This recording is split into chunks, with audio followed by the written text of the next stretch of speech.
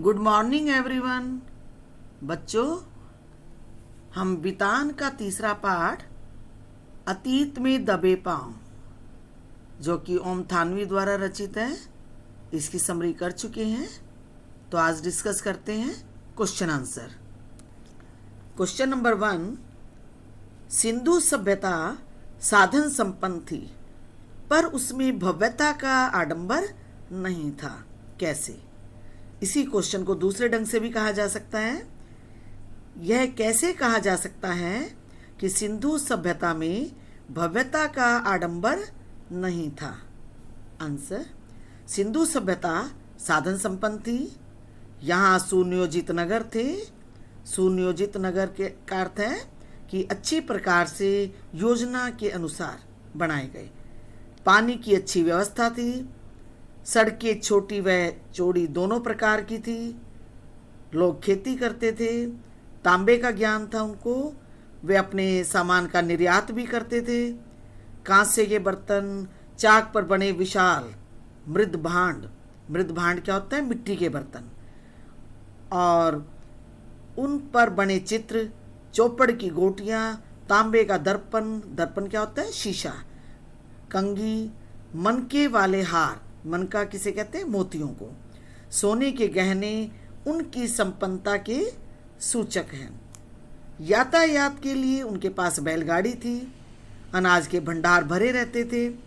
उनके मकानों में गृहस्थ जीवन की सभी सुविधाएं उपलब्ध थी। वे साफ सफाई का बहुत ध्यान रखते थे और समाज में एकता थी। कला में सबकी रुचि थी।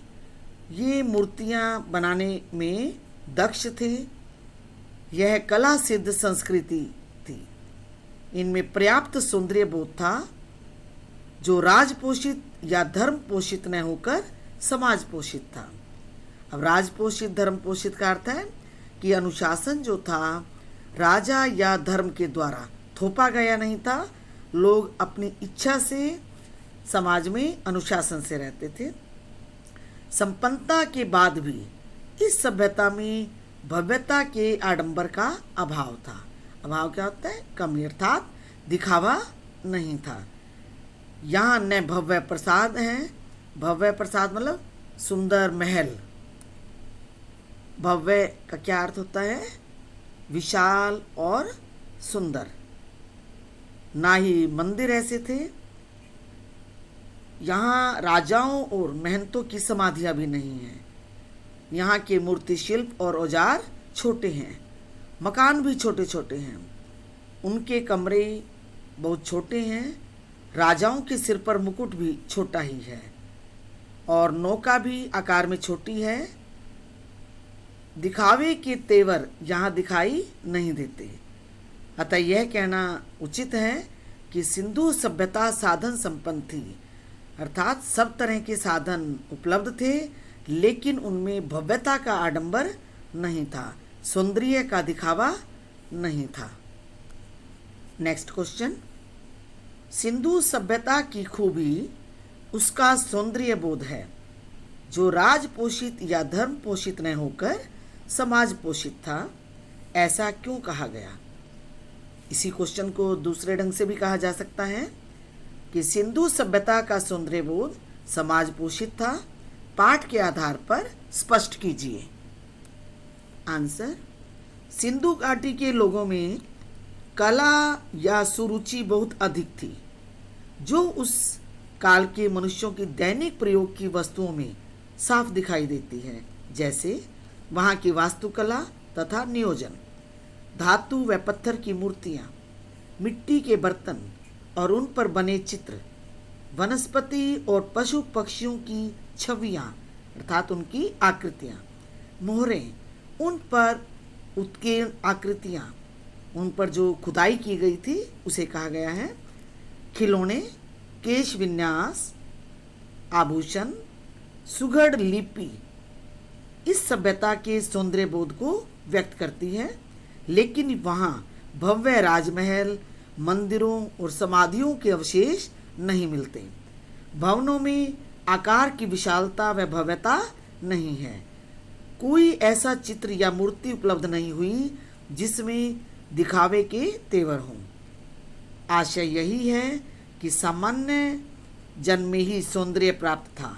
इस सौंदर्य बोध को यदि राजाओं या धर्म जगत का आश्रय मिला होता तो उनसे संबंधित कलाकृतियां भी जरूर मिलती। अतः यह कहना उचित है कि सिंधु सभ्यता का सौंदर्य राजपोषित या धर्म पोषित नहीं था।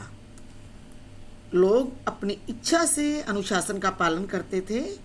अतः सिंधु सभ्यता ताकत से शासित होने की बजाय समझ से अनुशासित सभ्यता थी। नेक्स्ट क्वेश्चन, यह सच है कि यहाँ किसी आंगन की टूटी फूटी सीढ़ियाँ अब आपको कहीं नहीं ले जाती। वे आकाश की तरफ अधूरी रह जाती हैं, लेकिन उन अधूरे पायदानों पर खड़े होकर अनुभव किया जा सकता है कि आप दुनिया की छत पर हैं। वहाँ से आप इतिहास को ही नहीं उसके पार झांक रहे हैं। इस कथन के पीछे लेखक का क्या आशय है? आंसर, मोहनजोदड़ो की सभ्यता 5000 वर्ष पूर्व की है।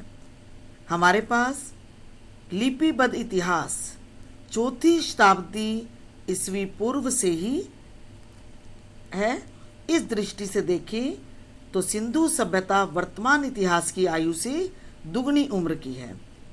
मोहनजोदड़ो के खंडरों में मिली सीढ़ियों पर पैर रखकर हम किसी छत पर तो नहीं जा सकते, यह सच है, लेकिन जब इन सीढ़ियों के बचे हुए पायदानों पर पैर रखते हैं तो हमें इस बात का गर्व महसूस होता है कि शेष संसार में सभ्यता का सूर्य उदय भी नहीं हुआ था।